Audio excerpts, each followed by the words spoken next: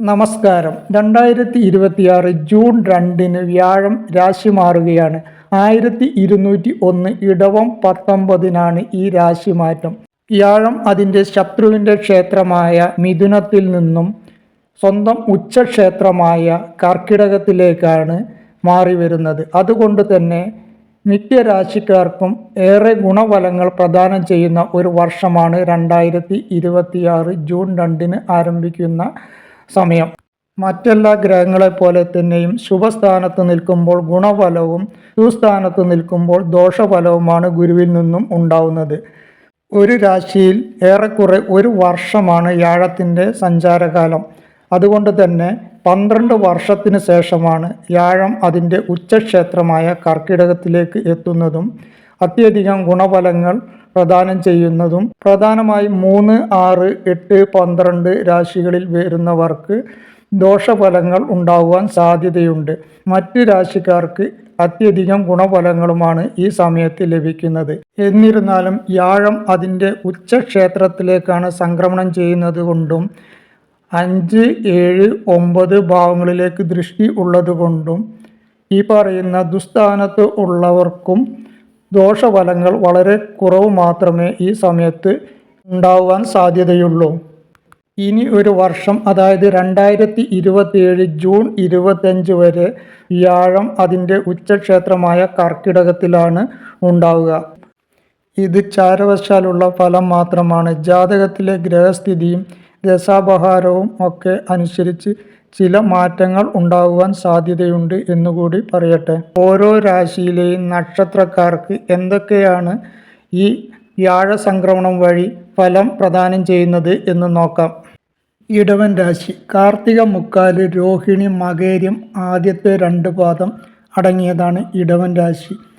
ഇവരുടെ 8ാം ഭാവാധിപനും 11ാം ഭാവാധിപനായ വ്യാഴം 3ലേക്കാണ് വരുന്നത്.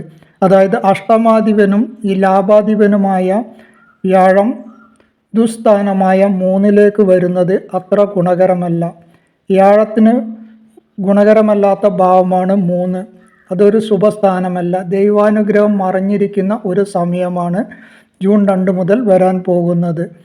ഇതുവരെ വ്യാഴം 2ാം ഭാവത്തിലായിരുന്നു. അത്യധികം ഗുണഭാവമായിരുന്നു 2ാം ഭാവം. എന്നാൽ 3ാം ഭാവത്തിലേക്ക് വരുന്നത് അത്ര കണ്ട് ഗുണം ലഭിക്കുകയില്ല. എന്നിരുന്നാലും വ്യാഴത്തിൻ്റെ ദൃഷ്ടി ഉള്ളത് കൊണ്ട് തന്നെ ഇവരുടെ 7ാം ഭാവവും 9ാം ഭാവവും 11ാം ഭാവവും നല്ലതായി മാറുകയാണ്.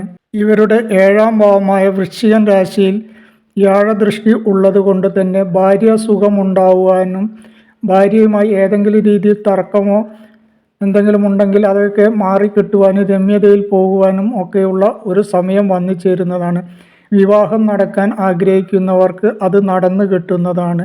ഇവരുടെ 9ാം ഭാവമായ ഭാഗ്യസ്ഥാനത്ത് ഗുരുവിൻ്റെ ദൃഷ്ടി ഉള്ളത് കൊണ്ട് തന്നെ ഭാഗ്യാനുഭവങ്ങൾ വന്നു ചേരുന്നതാണ്. തൊഴിൽപരമായി പുരോഗതി ഉണ്ടാവുന്നതും തൊഴിലിൽ നേട്ടമുണ്ടാവുന്നതും ബിസിനസ് പരമായി നേട്ടമുണ്ടാവുന്നതും കഷ്ടതകൾ കുറെ ഒഴിഞ്ഞു കിട്ടുന്നതും ആയിരിക്കും.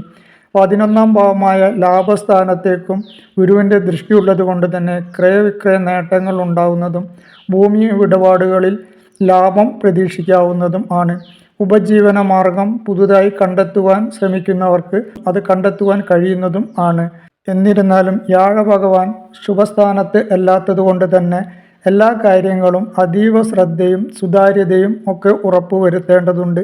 എന്ത് കാര്യം ചെയ്യുമ്പോൾ അത് ഒരുപാട് വട്ടം ആലോചിച്ച ശേഷം മാത്രം ചെയ്യേണ്ടതായിട്ടുണ്ട്. സാമ്പത്തികമായി ചില പ്രയാസങ്ങളും സാമ്പത്തികമായി ചില തടസ്സങ്ങളും ഒക്കെ വന്നു ചേരുവാൻ ഈ സമയത്ത് സാധ്യത കാണുന്നുണ്ട്. സഹോദരന്മാരോ സഹോദര സ്ഥാനത്തുള്ളവരെ കൊണ്ടോ ചില ബുദ്ധിമുട്ടുകളും പ്രയാസങ്ങളും ഒക്കെ ഉണ്ടാകുവാൻ സാധ്യതയുണ്ട്. അവരുമായി തർക്കത്തിൽ ഇടപെടാതെ സൂക്ഷിക്കേണ്ടതുണ്ട്. സുഹൃത്ത് ബന്ധത്തിൽ ചില ഉലച്ചിലുകളൊക്കെ സംഭവിച്ചു എന്നും വരാം. ബന്ധമുള്ള സുഹൃത്തുക്കൾ അകന്നു പോകുവാനും സാധ്യതയുണ്ട്. എന്തിലും ധൃതിയും എടുത്തുചാട്ടവും ആലോചിക്കാതെയുള്ള പ്രവർത്തനവും ചെയ്യുന്നത് ദോഷത്തിലെ ചെന്ന് കലാശിക്കൂ എന്ന് ഒരു മുൻധാരണ ഈ സമയത്ത് ഉണ്ടാവേണ്ടതുണ്ട്. ഇത് ചെയ്യുമ്പോഴും പതിവിലധികം ശ്രദ്ധയും സുതാര്യതയും ഉറപ്പുവരുത്തേണ്ടതുണ്ട്. ഭൂമിയുടെ ക്രയവിക്രയം നടത്തുമ്പോഴോ വാഹനങ്ങൾ വിൽക്കുമ്പോഴോ ഒക്കെ അധികം ശ്രദ്ധിക്കേണ്ട ഒരു സമയമാണ്. നഷ്ടം വരാൻ ശ്രദ്ധിക്കുക. പിടിവാശിയും ദുർവാശിയും ദുർബുദ്ധിയും ഒക്കെ ഈ സമയത്ത് ഒഴിവാക്കേണ്ടതുണ്ട്. ഉത്സാഹക്കുറവ് കാണിക്കുന്നതായിരിക്കും. കാര്യങ്ങൾ വിചാരിച്ച പോലെ നടന്നു പോയിക്കൊള്ളണമെന്നില്ല. കാര്യവിഘ്നം ഉണ്ടാകുവാനും സാധ്യതയുണ്ട്. ഇത് ഗോചരഫലം മാത്രമാണ്. ജാതകത്തിലെ ഗ്രഹനിലയിൽ ശുഭാശുഭ ഗ്രഹങ്ങളുടെ സ്ഥിതിയും ദശാപഹാരവും ഒക്കെ കണക്കാക്കി മാത്രമേ ഗുണദോഷങ്ങൾ എത്ര കണ്ട് ഉണ്ടാവാൻ സാധ്യതയുള്ളൂ എന്ന് കണക്കാക്കേണ്ടത്. വ്യാഴഭഗവാൻ 3-ാം ഭാവത്തിൽ ശുഭസ്ഥാനത്ത് അല്ലെങ്കിലും വ്യാഴം അതിൻ്റെ ഉച്ചക്ഷേത്രമായ കർക്കിടകൻ രാശിയിലേക്ക് വരുന്നത് കൊണ്ട് തന്നെ, ബലവാനായി നിൽക്കുന്നത് കൊണ്ട് തന്നെ ദോഷഫലങ്ങൾ വളരെ കുറച്ച് മാത്രമേ ഈ സമയത്ത് ഇവർക്ക് ഉണ്ടാവുകയുള്ളൂ. ഗുണഫലങ്ങൾ കൂടുതൽ ലഭിക്കുന്നതിന് വേണ്ടി വിഷ്ണു ഭഗവാനെ പ്രീതിപ്പെടുത്തേണ്ടതുണ്ട്. വിഷ്ണു ക്ഷേത്ര ദർശനം നടത്തുക, പാൽപ്പായസം, അർച്ചന എന്നിവ നടത്തുകയും ഗുരുവിൻ്റെ ബീജമന്ത്രം വ്യാഴാഴ്ച ദിവസം രാവിലെ 108 തവണ ജപിക്കുകയും ഗണപതി പ്രീതി നടത്തുകയും ഒക്കെ ചെയ്താൽ ഇവർക്ക് ദോഷഫലങ്ങൾ കുറഞ്ഞു കിട്ടുന്നതും ഗുണഫലങ്ങൾ ഏറെ ലഭിക്കുന്നതും ആയിരിക്കും.